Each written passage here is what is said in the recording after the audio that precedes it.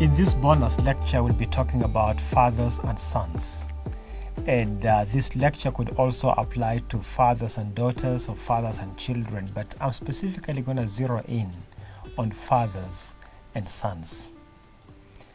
Imagine that you are running a relay, not the usual 4 by 100 meters relay or 4 by 400 meters relay.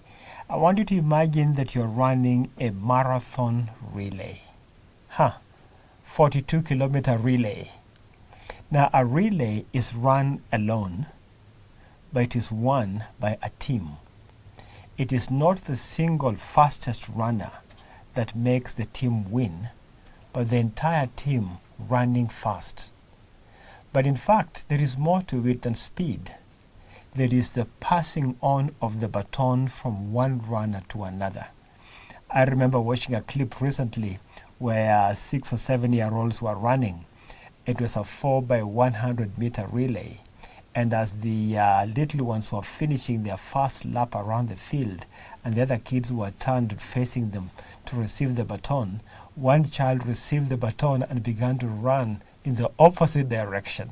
So it's not important that you run fast. You have to compete according to rules. Now, living life is like running a marathon with multiple batons to pass on. As we start off this session, I want to ask you, what kind of batons did you receive? Batons of values, batons of character. What did you receive and what are you passing on? Some of us received batons that are not worth passing on. Some of them are really quite thorny and they prick us all the way. We received the baton of anger from our father, who received it from his father. And so this baton of anger or the baton of alcoholism has been passed on from generation to generation. Everybody knows that all the males in that house act a particular way. And people have resigned as if there is no help available. There's a little verse tucked away in the book of Lamentations, chapter 5 and verse 7. It says, "Our forefathers sinned and are no more, but we bear their iniquities." It is possible to pass on sins and traits and habits from one generation to another. Some people immediately conclude it's generational curses. Some of it could be, but for the most part, we're just passing on bad habits from one generation to another. In the book of 1 Corinthians chapter 9 and verse 24 to 27, the Bible asks a question. Do you not know that in a race all the runners run, but only one gets a prize? Run in such a way as to get the prize. It is possible to run a race like the little girl I told you about, but she ran in the opposite direction. And no matter how fast she runs, she will not get the prize because she did not run according to the rules. We need to remember, parents, that we are under the charge of God to raise His children on His behalf. Our children belong to God before they belong to us. God saw their unformed substance, and in His book were written the days of their lives before one of them was ever lived out. It is our responsibility to find out how God has put these children together and to help them walk through life in the path that God has ordained for them. Of course, the big challenge there is that many parents do not even understand the path that God had ordained for them. And so helping another find their path when we ourselves are lost becomes a major challenge. In 1 Corinthians chapter 15 and verse 2, the scripture says, "By this gospel you are saved, if you hold firmly to the word I preached to you. Otherwise, you have believed in vain." Now, I don't know the last time you heard someone preach on the theme of believing in vain. When you hear the gospel and respond to it, but you don't hold firmly to what was preached, You don't hold on to it. You don't stake your life onto it. You don't live your life because of the transformation. You don't live your life as a result of the transformation. The scripture says you have believed in vain. Now, when you believe in vain, your life going forward is not characterized by the transformation that comes to the gospel. In 1 Corinthians 9:25 to 27, the scripture says, everyone who competes in a game goes into strict training.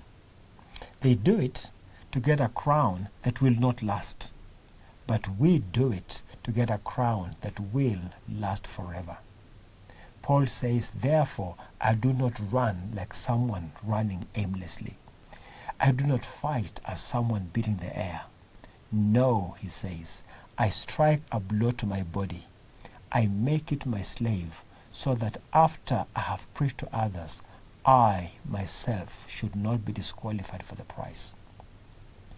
In talking about fathers and sons and the whole area of passing on character and values, it's very important that our own character should be worth emulating, because it is not what we talk to our sons about, but what they see us doing that really stays with those children. How does one run aimlessly? One is by doing the right thing, but also doing to continue the wrong thing. A parent is telling his children to handle boy-girl relationships well, but that same parent is texting back and forth with a female colleague.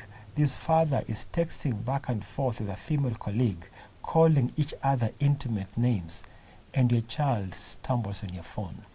See, your phone may have a password, but when the text messages come through, they actually show, even though the phone is on password, and your son finds out that someone out there is calling you handsome, and you are calling them sweetheart, and they're thinking, oh, I thought those were words that I used between my parents alone.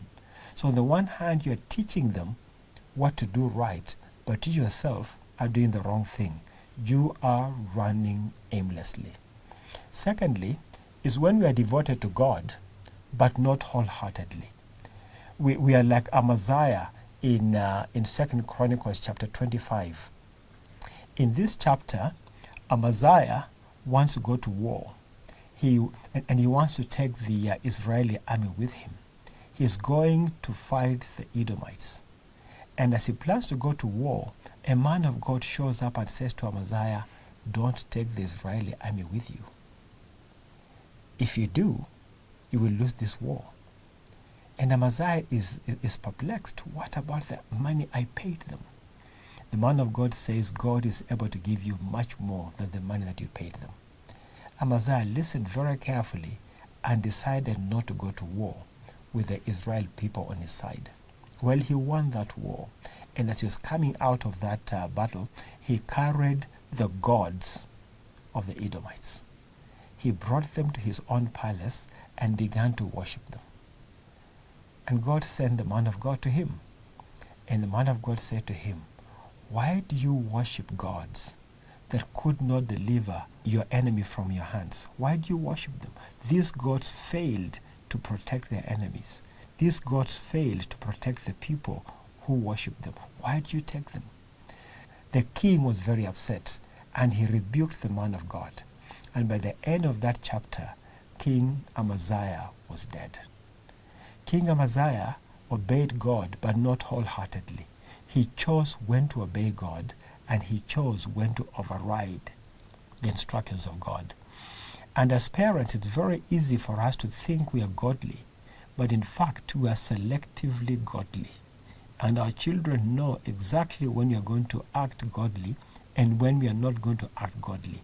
And they will fashion their lives right after our lives. The third thing that helps us to run aimlessly is when we emphasize gifting and we de-emphasize walk with God. Gifting is important and gifting is given by God, but our walk with God, that is what determines our success in life. Think about King Solomon, for example. King Solomon is reputed to be the wisest man on the earth. But Solomon's wisdom was a gift from God. and gifts do not transform character.